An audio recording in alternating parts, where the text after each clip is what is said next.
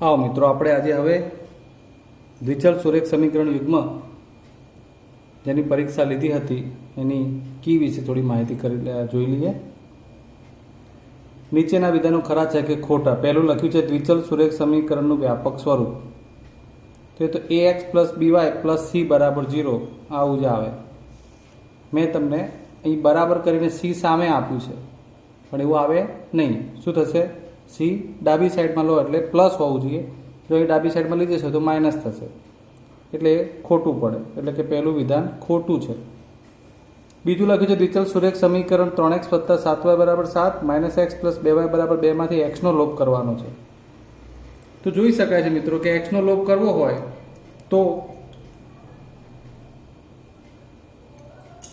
આ +3x અને આ -x છે, શું આવવું જોઈએ? -3x, +3x અને -3x ઉડી જાય, એટલે સમીકરણ 2 ને તમે ધન 3 વડે ગુણો એટલે -3x થઈ જાય। એટલે એવું લખ્યું છે એ પ્રમાણે લોપ કરવા માટે સમીકરણ 2 ને ધન 3 વડે ગુણવું પડે, જે વિધાન સાચું છે, એટલે એનો મતલબ કે ઓકે। નેક્સ્ટ, ત્રીજું, સમીકરણ યુગ્મ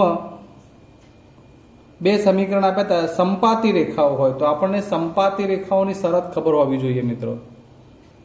રેખાઓ સંપાતી ક્યારે હોય તો એની શરત છે આ a1/a2 = b1/b2 = c1/c2। એટલે તમારે પહેલા તો આ સમીકરણો જે છે એને પ્રમાણિત સ્વરૂપમાં ડાબી બાજુએ બધા પદો લાવવા જોઈએ, અથવા એ પ્રમાણે તમારે બંનેમાં અચળ પદ સામે રાખવું હોય તો પણ રાખીને વિચારી શકાય। 3x - y + 8 = 0 અને 6x - ky = -16। એટલે એમાંથી a1 a2 b1 b2 અને c1 c2, એટલે આ જો -16 ને હું આ બાજુ લઈ જાઉં એટલે +16 થઈ જતા હોય। બસ તો એ પ્રમાણે a1/a2 b1/b2 = c1/c2 સરખાવવાનું, અને એમાંથી કોઈ પણ આ બે પેર, આ બેમાંથી અથવા આ બેમાંથી પહેલું બીજું અથવા બીજું ત્રીજું પેર લઈને સરખાવશો એટલે k = 2 આવશે। ઓકે, હવે બીજું જોઈએ। ચોથું જુઓ, y = mx + 3 ની રેખા બિંદુ આ 2 અને 11 માંથી પસાર થાય છે। બસ આમાં સમજવાનું શું, આ રેખા આ બિંદુમાંથી પસાર થાય છે, મતલબ કે બિંદુ માટે એક યામ x અને બીજો યામ y હોય એ એનું સમાધાન કરે છે, બસ। એટલે આપણે એ રેખાના સમીકરણ y = mx + 3 માં x = 2 y = 11 મૂકવાનું, એટલે m = 4 આવી જશે। કેવી રીતે આવે મેં લખેલું છે, મારે તમને ખાલી જવાબ જ સમજાવવાનો છે રીત પર। પાંચમો, બે સંખ્યાઓનો સરવાળો 20 તથા બાદબાકી 4 હોય તો નાની સંખ્યા ખાલી જગ્યા થાય।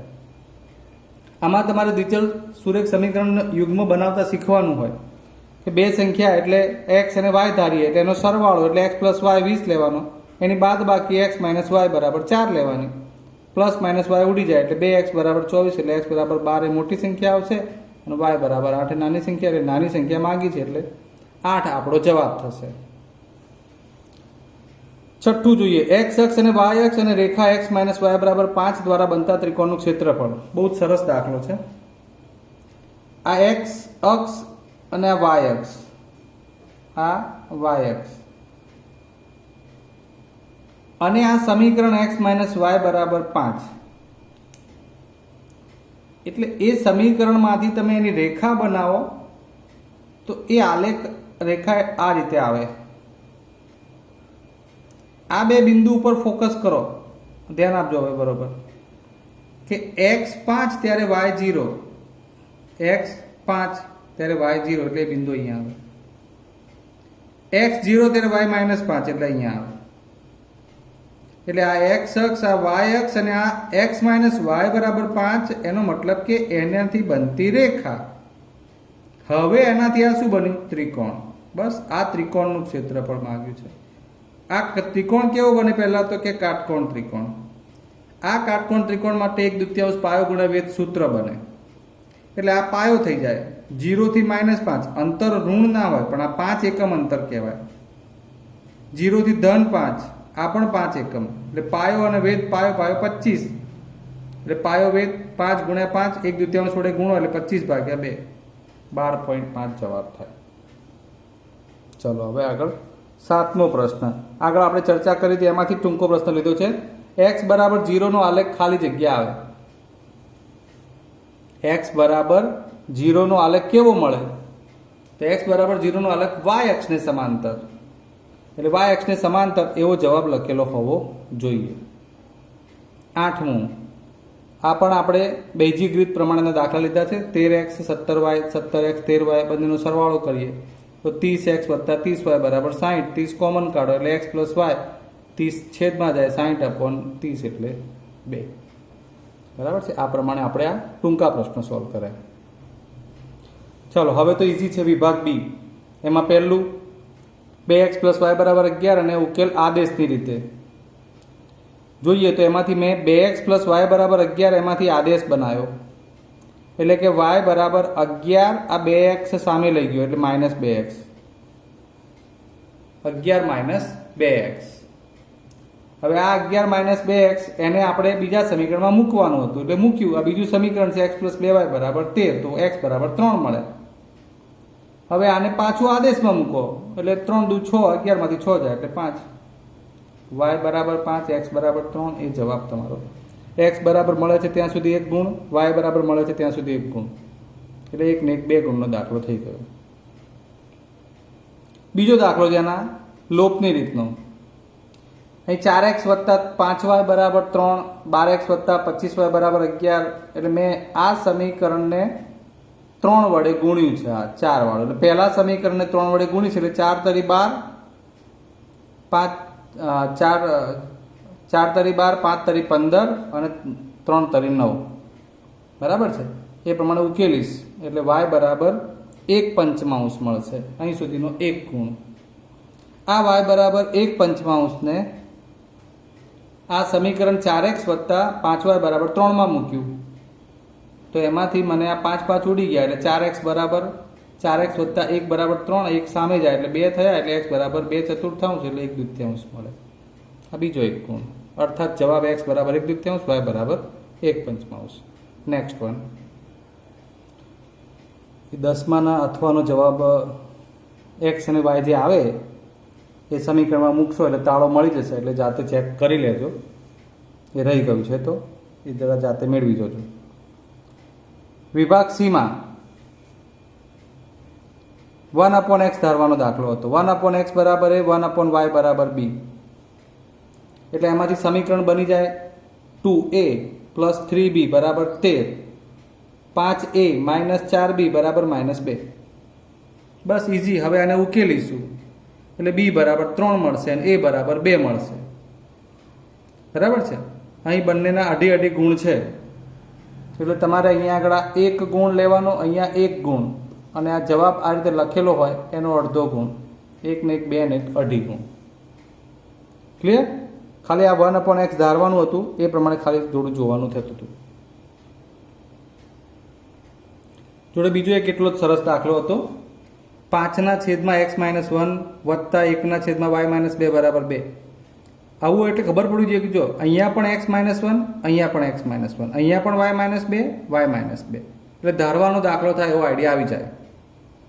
શું ધારશું? 1/x-1 બરાબર એ 1/y-2 બરાબર b.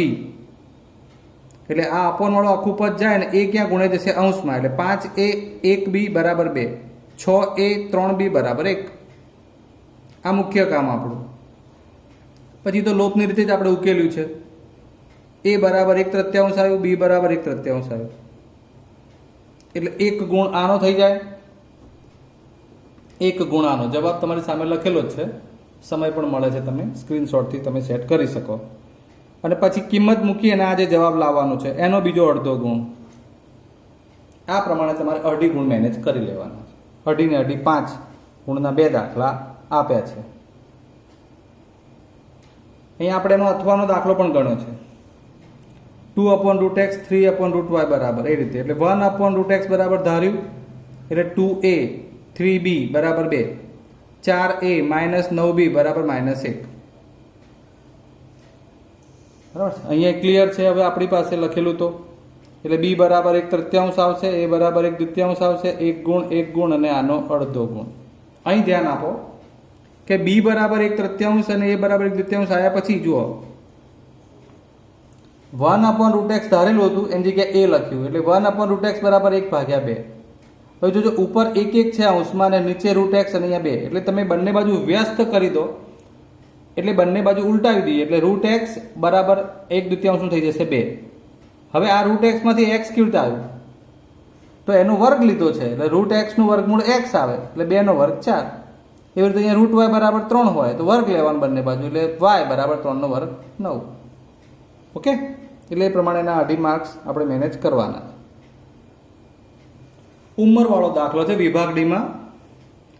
5 વર્ષ પહેલાં નૂરીની ઉંમર સોનુની ઉંમરથી એવું આપેલું છે. આપણે સૌથી મુખ્ય વાત કરીએ તો દાખલામાં વર્તમાન કે હાલની ઉંમર ધારવાની હોય. નૂરીની હાલની ઉંમર x લેવાની હતી, સોનુની હાલની ઉંમર y વર્ષ લેવાની હતી. 5 વર્ષ પહેલાં કીધું એટલે હાલની ઉંમરમાંથી બાદ થાય, બંનેની ઉંમર બાદ કરી.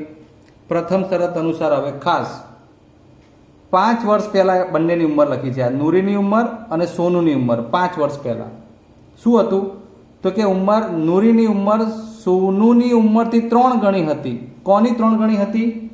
નૂરીની. એટલે ઓલરેડી નૂરીની ઉંમર તો 3 ગણી હોય જ છે, તો બરાબર કરવા માટે તમારે ઉલટી ક્રિયા કરવાની છે. નૂરીની ઉંમરને 3 વડે નથી ગુણવાના, સોનુની ઉંમરને 3 વડે ગુણવાના છે. બસ આ આપણું આઈએમપી સ્ટેપ. એટલે મેં ગુજરાતી લખી સમજાવ્યું છે. હવે તમે 5 વર્ષ પહેલાની ઉંમર લખી નાખી x - 5 y - 5 ઉકેલશો. સોરી એટલે અહીં તમને એક વિચલ સુરેખ સમીકરણ નંબર 1 મળશે. હવે 10 વર્ષ પછી એવું કહ્યું છે એટલે બંનેમાં 10 10 ઉમેર્યા અને એ પણ બંનેની 10 વર્ષ પછીની ઉંમર સમજવાની છે. એટલે x + 10 y + 10. હવે એ વખતે શું કહે છે? નૂરીની ઉંમર સોનુની ઉંમરથી 2 ગણી થશે. 10 વર્ષ પછી આ નૂરીની ઉંમર સોનુની ઉંમરથી 2 ગણી થશે. આની 2 ગણી થશે એટલે સામેવાળાને 2 ગણા કરો ત્યારે સરખું થાય. એટલે આ આપણા માટે અગત્યની બાબત. એટલે એમાં હવે 2 વડે ગુણેલું છે એટલે પ્રમાણે છૂટું કરશો એટલે બીજું સમીકરણ આવશે x - 2y = 10. તમારો આ દાખલો છે 1 2 અને 3 એટલે 4 ગુણનો દાખલો છે. 4 તરી 12 બરાબર છે. એટલે આ સમીકરણ તમારા જે બની જાય આનો 1 ગુણ આનો 1 ગુણ 2 આ x અને y બંને આવશે 1 અને આ 1 થઈ ગયા 4 ગુણ. 2 સમીકરણ બનાવવાના 2 ગુણ અને x અને y સોરી અહીંયા તમારે દોઢ ગુણ વહેંચવાનો થાય. અહીંયા અડધો આવશે કારણ કે સમીકરણ બનાવવા અગત્યના છે. બરાબર. સમીકરણ બનાવો છો 1.5 ગુણ, બીજું સમીકરણ બનાવો 1.5 ગુણ, વધ્યા કેટલા 1. x અને y ઉકેલીને લાવો એટલે અડધો ગુણ. હાલ તમારે આ પ્રમાણે 4 માર્ક્સ મેનેજ કરવાના છે.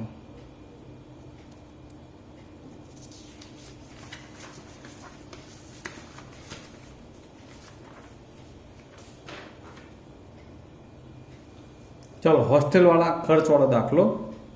એમાં જનરલ વાત કરી દઉં તો એમાં ખર્ચમાં 2 પ્રકારના ખર્ચ હતા. એક અંશતઃ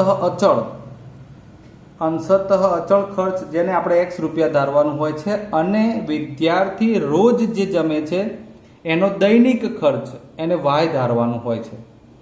એટલે અંશતઃ અચળ ખર્ચ x રૂપિયા અને રોજનું અથવા દૈનિક ખર્ચ y રૂપિયા. બસ આ 2 ચલ ધારતા આવડવા જોઈએ. શું કહે છે? ભોજન ખર્ચ અંશતઃ અચળ છે અને અંશતઃ વિદ્યાર્થીઓએ જેટલા દિવસ ભોજન લીધું હોય તે દિવસોની સંખ્યાના પ્રમાણમાં હોય છે. એટલે ખર્ચ 2 ભાગમાં વહેંચાયું હતું. ચોક્કસ હતું અને વિદ્યાર્થી જેટલા દિવસ ભોજન લે એ પ્રમાણમાં હતું. એટલે 2 રીતે ધાર્યું હતું આપણે. હવે શું કહે છે? 20 દિવસ ભોજન લે એટલે 1 દિવસના ભોજનના y રૂપિયા હોય તો 20 દિવસના 20y પ્લસ એનું અચળ ખર્ચ. એટલે અચળ ખર્ચ વત્તા 20 દિવસનું 20 ગુણ્યા y ખર્ચ એનો સરવાળો કરો કેટલું થાય છે? 1000 રૂપિયા. બરાબર. આ એક સમીકરણ થઈ ગયું. એ જ રીતે બીજું 26 દિવસ ભોજન લે એનો મતલબ કે 26 ગુણ્યા y અચળ ખર્ચ તો ખરું જ, એમાં 26 ગુણ્યા y વાળો ખર્ચ ઉમેરી દો તો 1180 રૂપિયા ચૂકવે છે. આ થઈ ગયું સમીકરણ 2. ઉકેલ છો એટલે તમારો જવાબ આવશે x = 30 જે અચળ ખર્ચ છે અને y = 400. આગળ કહ્યું એ પ્રમાણે આમાં તમારે અહીંયા દરેકમાં 1 ગુણ લેવાના. આનો પણ 1 ગુણ લેવાનો, આનો 1 ગુણ, x અને y લાવવાનો 1 ગુણ. કારણ કે આમાં ઉકેલવાનું થોડું ચાલશે, મહત્વનું છે પેલું. ક્લિયર? હવે 15મો દાખલો. સ્ત્રીના અને પુરુષના એક સાથે કામ કરવાના આધીનનો.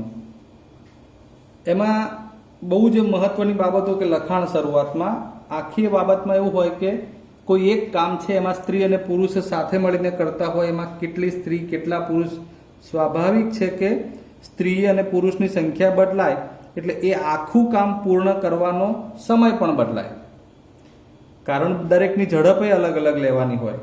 એટલે એ રીતે આખી બાબત આપણને ક્લિયર હોવી જોઈએ. કેવી રીતે? તો સૌથી પહેલાં કે એક સ્ત્રીને સ્વતંત્ર રીતે એક કામ પૂર્ણ કરતા લાગતો સમય એ લેવાનો. પછી એ જ રીતે એક પુરુષને આખું એક કામ પૂર્ણ કરતા લાગતો સમય એવું લેવાનું. એટલે એક સ્ત્રીના એક કામનો સમય એક્સ હોય, પુરુષના એક કામનો સમય વાય હોય, દિવસમાં આપણે દિવસમાં. પછી સ્ત્રીને સ્વતંત્ર રીતે એક કામ પૂર્ણ કરતા લાગતો સમય એક્સ દિવસ, પુરુષને સ્વતંત્ર રીતે એક આખું પૂર્ણ કામ કરતા લાગતો સમય વાય દિવસ. હવે એ તો એક સ્ત્રી એક આખું કામ એક્સ દિવસમાં પૂરું કરે, પણ એક દિવસમાં એક સ્ત્રી કેટલું કામ કરે એ મહત્વની બાબત આવી. એટલે એ લખ્યું છે આપણે કે એક સ્ત્રીએ એક દિવસમાં કરેલું કામ તો એકના છેદમાં એક્સ, એક પુરુષે એક દિવસમાં કરેલું કામ એકના છેદમાં વાય. હવે સ્ત્રીઓની સંખ્યા તો કે 2 સ્ત્રીઓ એટલે 2/x કામ કરે, 5 પુરુષો 5/y કામ કરે, સાથે મળીને એટલે પ્લસ આખું એક કામ પૂરું કરે છે કેટલા દિવસમાં? 4. એટલે આ સ્ત્રી પુરુષો ભેગા મળી 4 દિવસ સુધી, એટલે 4 વડે આખા કૌંસને ગુણવાનું, આ 4 દિવસ સુધી કરેલું કામ છે. કેટલું કામ થાય છે? તો એક આખું કામ પૂર્ણ થાય. એટલે આ 4 છેદમાં લાવો એટલે 2/x + 5/y બરાબર 1/4. બરાબર. તે જ રીતે 3 સ્ત્રીઓ તો 3/x, 6 પુરુષો 6/y કેટલા દિવસ સુધી? 3 દિવસ સુધી કામ કરે. એટલે આ અહીં 3 લખ્યા હોય છે એમ અહીંયા આગળ, તે 3 છેદમાં જાય એટલે 1/3. બસ ઉકેલ છો એટલે x બરાબર 18 ને y બરાબર 36. ખબર પડી ગઈ? એટલે અહીંયા તમારે લખાણમાં સમીકરણ અહીંયા પણ એક ગુણ લઈ લેવાનો છે, અહીંયા પણ એક ગુણ, અને ઉકેલવાનો દરેકનો એક એક ગુણ, 4 ગુણ આ પ્રમાણે વિભાજિત કરવાના રહેશે. ચલો છેલ્લે હોડીવાળો દાખલો. આમાં પણ એક બાબત ફિક્સ છે કે હોડી અને નદીનો પ્રવાહ, આ રીતનો દાખલો આવે તો એમાં નદીના પ્રવાહની ઝડપ ઓછી હોય, હોડીની ઝડપ વધુ હોય. એટલે સ્થિર પાણીમાં હોડીની ઝડપ x કિમી પ્રતિ કલાક, એકલા પ્રવાહની ઝડપ y કિમી પ્રતિ કલાક. હવે પ્રશ્ન શું બને છે? હોડી પ્રવાહની દિશામાં પણ જાય છે અને પ્રવાહની વિરુદ્ધ દિશામાં એટલે કે સામા પ્રવાહે પણ જાય છે. એટલે જ્યારે પ્રવાહની દિશામાં હોડી જતી હોય, એટલે પ્રવાહની દિશામાં જાય, પ્રવાહ આમ જતો હોય હોડી પણ આમ જાય, તો એને એનો વેગ મળે, વધુ પ્લસ થાય. એટલે પ્રવાહની દિશામાં હોડીની ઝડપ, મેં બધું ટૂંકમાં લખ્યું છે, x + y કિમી પ્રતિ કલાક. આપણું ફોકસિંગ ત્યાં હોવું જોઈએ. સામા પ્રવાહે અથવા પ્રવાહની વિરુદ્ધ દિશામાં હોડીની ઝડપ x - y કિમી પ્રતિ કલાક. આટલી તો 4 તો ખાલી ઝડપ થઈ. માત્ર સ્થિર પાણીમાં હોડીની, પ્રવાહની, પ્રવાહની દિશામાં હોડીની, પ્રવાહની વિરુદ્ધ દિશા અથવા સામા પ્રવાહમાં હોડીની. હવે જે તે પ્રવાહની દિશામાં જતા હોય તો કેટલું અંતર કાપે છે એના માટે કેટલો સમય લાગશે, પ્રવાહની વિરુદ્ધ દિશા અથવા તો સામા પ્રવાહે જતી હોય હોડી અને કેટલું અંતર કાપે છે એનો સમય કેટલો લાગે છે. હવે સમય ઉપર વાત આવશે. તો પ્રવાહની દિશામાં 44 કિલોમીટર અંતર કાપતા લાગતો સમય, એટલે આ અંતર થઈ ગયું ઉપર, છેદમાં ઝડપ એટલે સમય મળી ગયો કલાકમાં. સામા પ્રવાહે 30 કિલોમીટર અંતર કાપતા લાગતો સમય, તો સામા પ્રવાહની ઝડપ x - y એના વડે છેદમાં જવા દેવાનું. પ્રવાહની દિશામાં હોય તો x + y છેદમાં આવે. હું જે કંઈ બોલું છું એ ધ્યાનમાં લેવાનું છે. એટલે પ્રવાહની દિશામાં 44 કિલોમીટર એટલે 44 × x + y, સામા પ્રવાહે 30 કિલોમીટર તો 30/x - y. હવે શું કહે છે? 40 કિલોમીટર અંતર 10 કલાકમાં કાપે છે આટલું. 30 સામા પ્રવાહે, 44 પ્રવાહની દિશામાં, ટોટલ 10 કલાક. એટલે હવે એનું સમીકરણ આ 30 વાળું, આ 44 વાળું, બે સમય કલાક છે આ સમય, વત્તા કેટલા 10, એટલે સમીકરણ પહેલું. એવી રીતે બીજી શરત મુજબ સમીકરણ સેમ વસ્તુ છે દર વખતે, એક ગુણ ઉકેલવાના, એક ગુણ, જવાબ આવશે x બરાબર 8 અને y બરાબર 3. સમજણ પડી ગઈ મિત્રો? એટલે આ તો કી હતી એટલે આપણે થોડું ઝડપથી કામ પતાવી દીધું છે, કારણ કે બધું લખેલું તમને વંચાતું જ હોય એટલે તમે એ પ્રમાણે સેટ કરી લેજો. ઓકે?